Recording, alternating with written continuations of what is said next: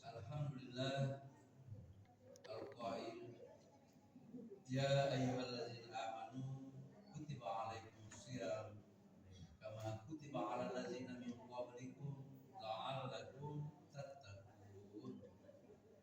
Asyhadu an la ilaha illallah al-Hannan al-Mannan badi'us samawati wal ardh dzul jalali wal ikram. Wa asyhadu anna Muhammadan abduhu wa rasuluh arsalallahu rahmatan lil alamin.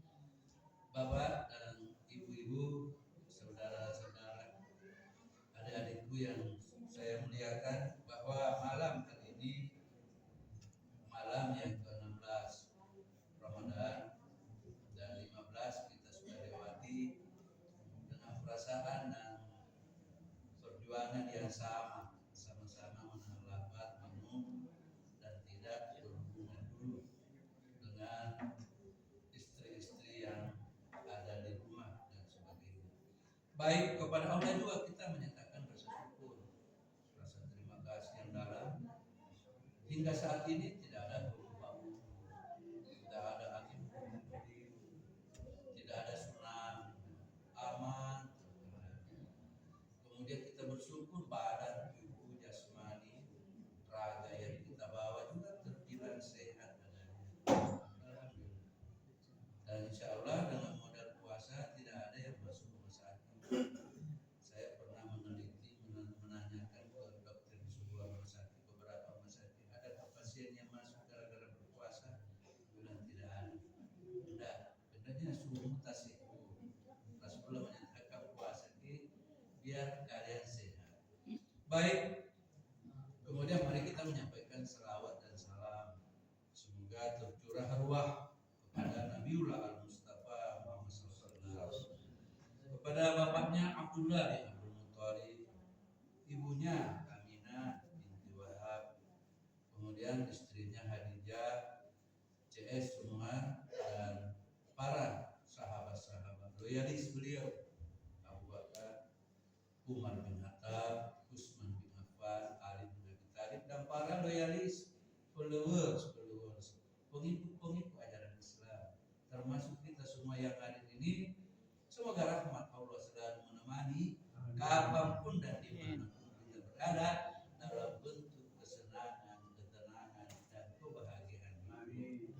Itulah harapan kita. Baik, sebelum saya menyampaikan apa yang saya harus bagi pada malam ini, sebenarnya saya terlebih dahulu harus mengatakan bahwa sebenarnya ajaran agama kita ini itu kan sudah sempurna turunnya. Jadi tidak ada lagi ayat yang baru kemarin turun yang akan dijelaskan oleh para mubalik. Tidak ada hadis yang baru turun.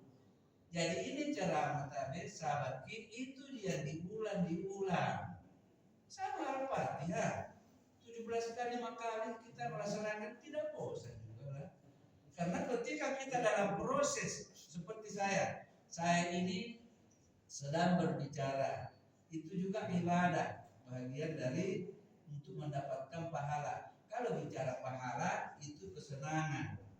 Kemudian kita yang mendengar, kita juga dapat pahala dalam bentuk menambah wawasan, ada rasa senang, ada rasa bahagia. Itulah kita.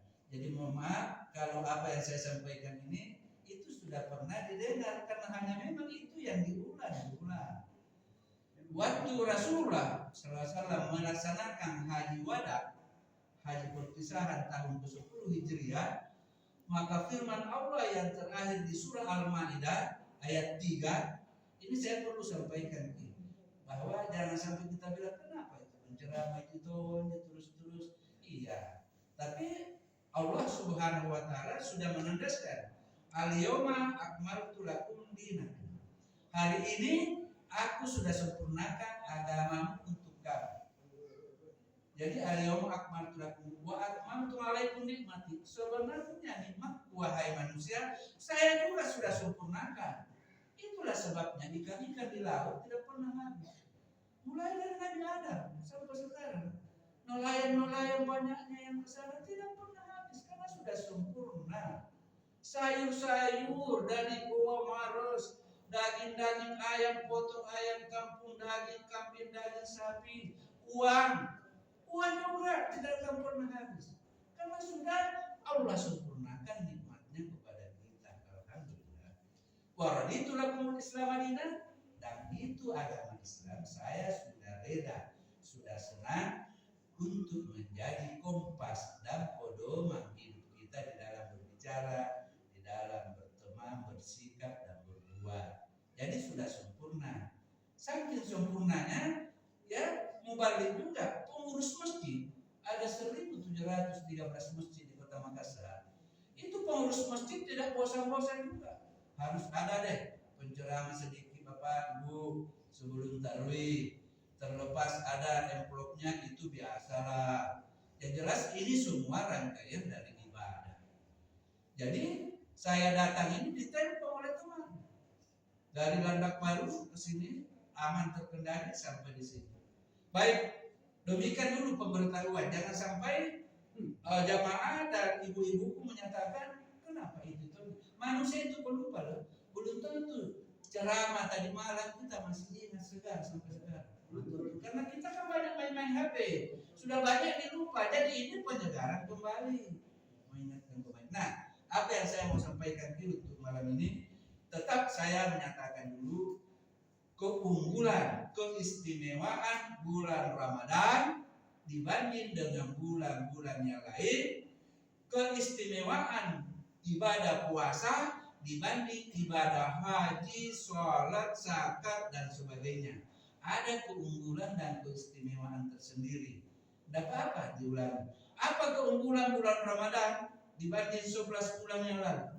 Dibanding 11 bulan yang lain, kita mulai dulu. Muharram, Safar, Rabiul Awal, Rabiul Akhir, Jumadil Awal, Jumadil Akhir, Rajab, Sya'ban, Ramadan. Ramadan berada di bulan ke-9. Kenapa Allah tidak menjadikan bulan puasa di bulan ke-10 atau di bulan ke-8? Kenapa mesti persis di bulan ke-9 tapi? Allah, ini keunggulan pertama dulu dari bulan Ramadan itu. Allah menetapkan bulan Ramadan dan puasanya pada bulan ke-9. Angka 9-nya Allah Ta'ala itu satu-satunya angkanya. Kalau dikali hasil perkaliannya, kalau ditambah semua cukup 9. Semua 9. 1 kali 9 9, 2 kali 9 18, 1 tambah 8 9, 3 kali 9 27, 2 tambah 7 9, 4 kali 9 36, 3 tambah 6 9, 5 kali 9 45, 6 kali 9 54, 7 kali 9 63, 8 kali 9 72, 9 kali 9 81, 8 tambah 1 9, 10 kali 9 90, 9 tambah 0 9. Tidak ada angkanya Allah Ta'ala, ya, yang kalau perkaliannya ditambah kembali kepada hanya angka 9. Coba kita coba dulu angka 8. 1 kali 8 8, 2 kali 8 16, 1 tambah 6 7. 1 kali 7 7, 2 kali 7 14, 1 tambah 4 5. Jauh. Tapi kalau angka 9-nya Allah Ta'ala luar biasa. Dan memang Allah mau beritahu kita bahwa Allah Ta'ala itu banyak yang mau diperkenalkan kepada umatnya, terutama orang yang beriman kepada Allah dan beriman kepada hari akhir. Ini dulu keunggulan pertama. Sehingga ditetapkanlah bulan Ramadan sekaligus berpuasa di angka ke-9 karena hasil perkaliannya kalau ditambah semua kembali ke angka 9. Ini yang pertama. Jadi berbagi, karena ada 3 yang memang harus dibagi-bagi terhadap sesama manusia. Tidak boleh tidak. Bagi itu barang, bagi-bagi ilmu. Itulah sebabnya mulai PAUD, TK sampai perguruan tinggi jalan terus. Jadi guru kalau mengajar jangan marah-marah sama anak-anak, karena memang harus dibagi itu ilmu. Tidak boleh tidak.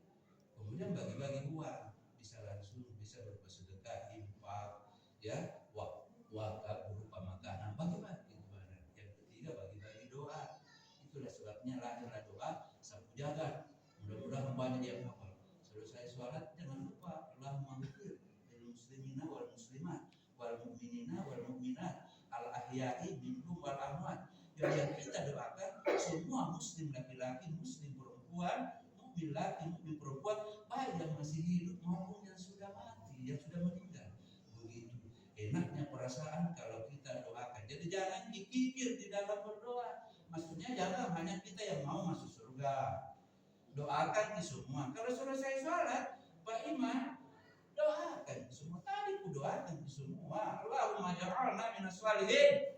Allahumma ja'alna min warasati jannatin na'im. Ya Allah, jadikan kami di masjid Mutmainul Qulub ini sebagai pewaris surga. Kenapa tidak? Wajah berbeda, jenis kelamin berbeda. Ya, ada perempuan, ada laki, umur yang berbeda. Tapi keinginan kita satu. Semua mau aman hidupnya. Semua mau di dunianya baik, di akhiratnya baik.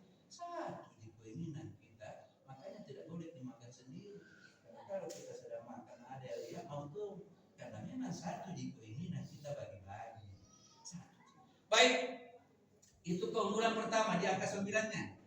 Yang kedua, keunggulan bulan Ramadan yang kita sedang jalan ini, Rasulullah bersabda, "Idza ja'a Ramadan," biasa dengar. "Idza ja'a Ramadan," apabila bulan Ramadan datang, apa yang terjadi? Futihat abwabul jannah, semua pintu-pintu surga dibuka lebar-lebar. Artinya apa? Peluang kesempatan untuk mendapatkan pahala yang sebanyak-banyaknya itu terbuka dengan lebar. Jadi kita pada asalnya, jadi kita umat Islam ini ada hadiah besar dari Allah dengan adanya bulan Ramadan. Sama ada namanya surplus pahala. Kalau petani-petani itu menuai, artinya panen, ada namanya surplus panen. Surplus itu apa artinya? Tumpah ruah pahala. Banyak sekali kebaikan yang kita bisa dapatkan di bulan ini. Jadi kemudian futihat abwabul jannah wa ghulqat abwabun nar, pintu neraka ditutup rapat-rapat. Apa artinya? Peluang untuk berbuat jahat tidak ada. Kecil sekali. Kalau ada yang ribu apa ini lagi pistol ini mana muala itu, tapi kapal polisi sudah mulai mencegah semua.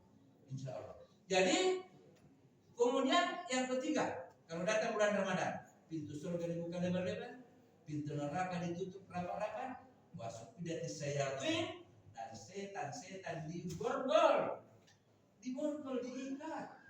Itulah keunggulan kedua dari bulan Ramadan. Hanya di bulan Ramadan dilakukan itu.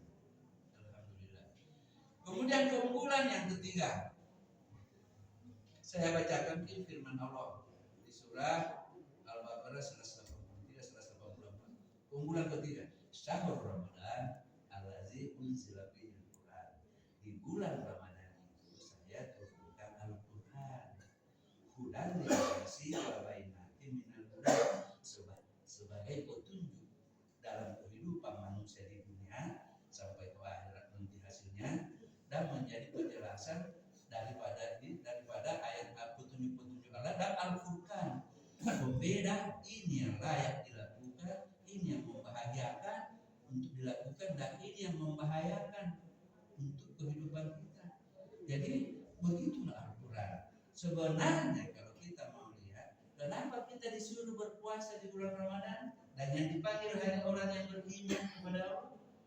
Ya karena puasa itu bukan main-main.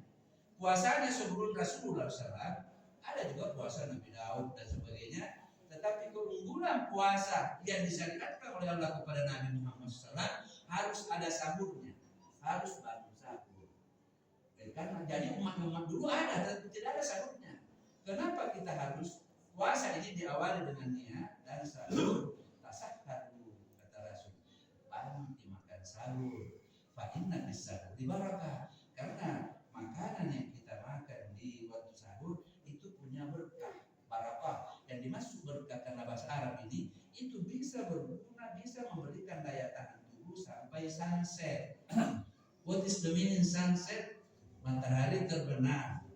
Jadi harus, jangan ada yang sombong, ada pernah terjadi. Jangan mas saya makan sahur, pendeknya saya buatlah. Ada yang biasa begitu. Kemudian kalau maunya Allah, kalau memang sudah matahari terbenam, jangan lagi ada mengatakan sebentar cuma makna baru saya buka puasa. Pendeknya Allah Ta'ala menyatakan yang paling saya senang yaitu orang yang berpuasa dan cepat berbuka puasa ketika waktunya sudah datang. Kemudian sahurnya jangan juga terlalu cepat. Ya, Rasulullah menyatakan ya lama-lama yang penting matahari apa belum terbit fajar. Demikian inilah.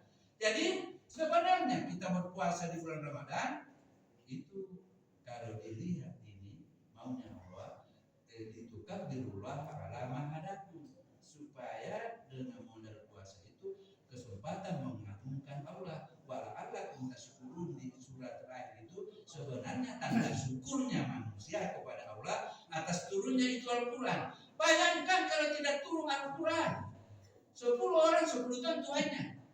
Pasti. Siapa Tuhanmu? Saya ini. Siapa Tuhan? Nah sekarang kita lihat dulu sejarah. Pada tanggal 22 September tahun 1603 datanglah 3 ulama dari Minangkabau, Datuk Ribanda yang namanya Hatib Makmur, Datuk Fatimah yang disebut namanya Datuk Hatib Makmur, kemudian Hatib Sulaiman, dan di kampung Kubulukumba Datuk Betiro Hatib Bunsu. Datang waktu itu tahun 1605 mendatangi Raja Goa ke-14 Imam Irani Daiman Rabila dalam sejarah itu. Begitu datang, kamu dari mana?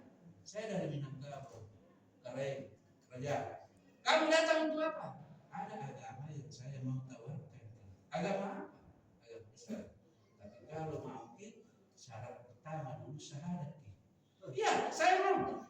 Begitu dikasih syahadat, asyhadu an la ilaha illallah wa asyhadu anna muhammadar rasulullah, maka Hatib Makmur memberi gelar kepada Imam Irani Daiman Rabia Sultan Alauddin, raja yang agamanya tinggi. Itulah yang diambil nama jalan, diambil tuh nama perguruan tinggi Guru Yahyen Alauddin.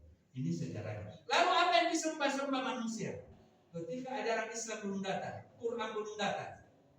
Nah inilah yang jadi persoalan.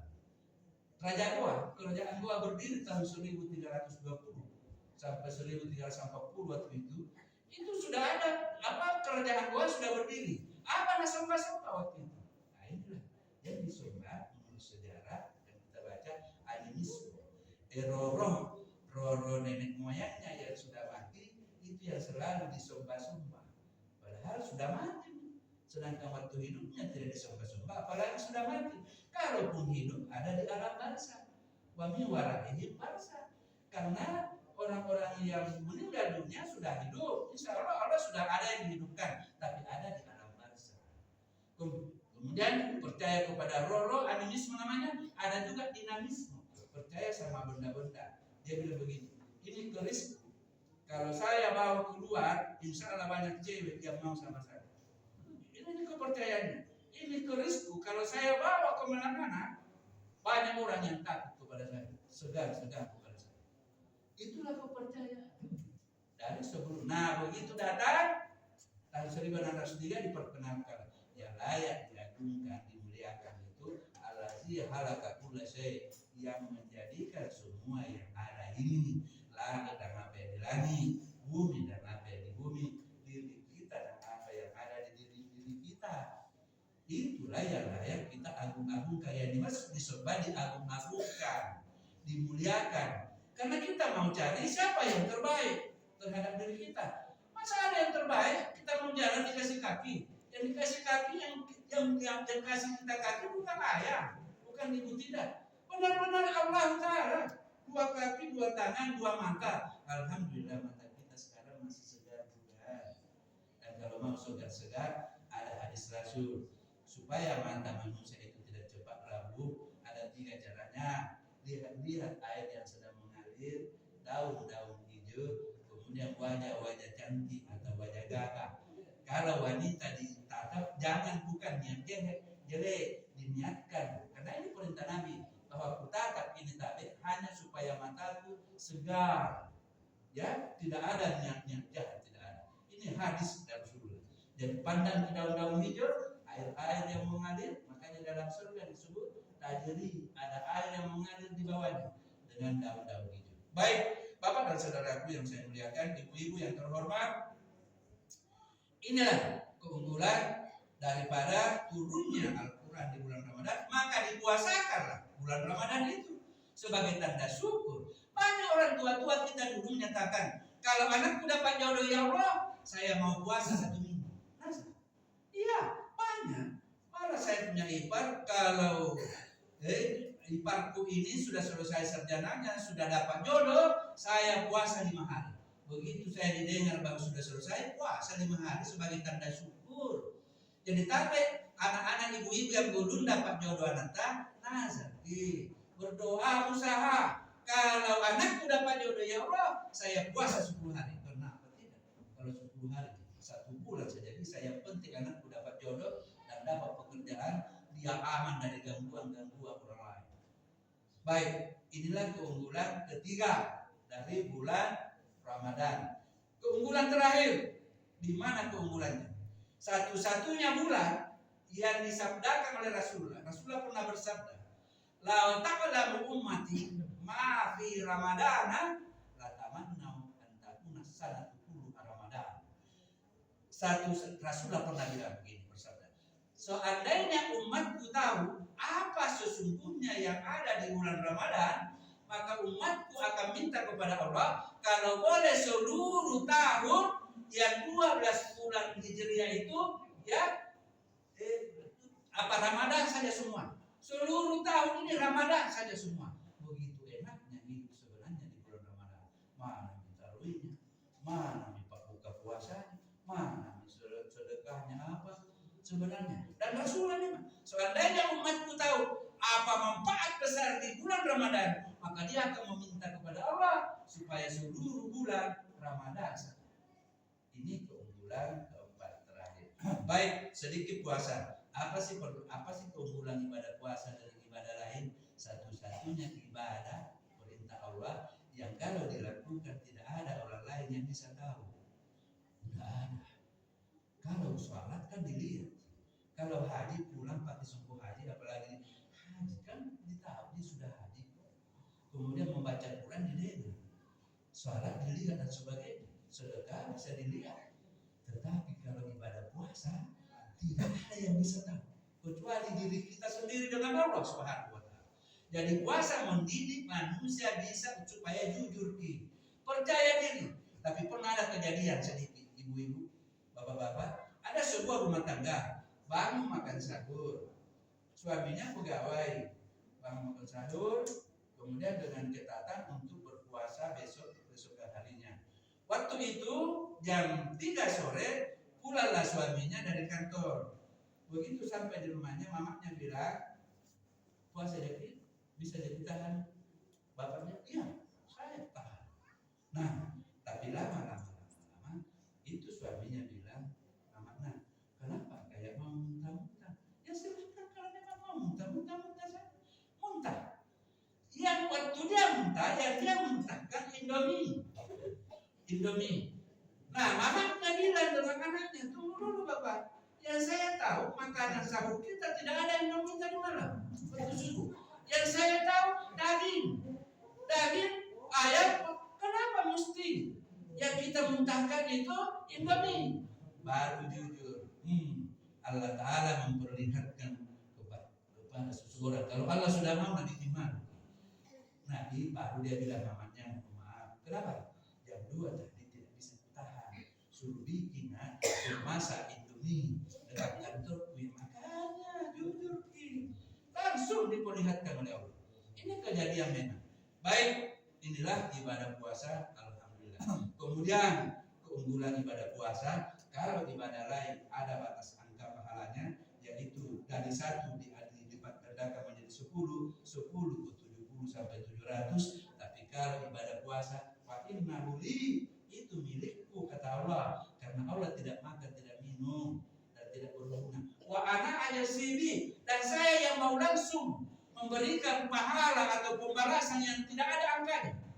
Itulah sebabnya, ini mau kata terakhir, itulah sebabnya inna fil jannah, di dalam surga itu, di surga ada babun, ada pintu masuknya yang disebut ar-rayyan.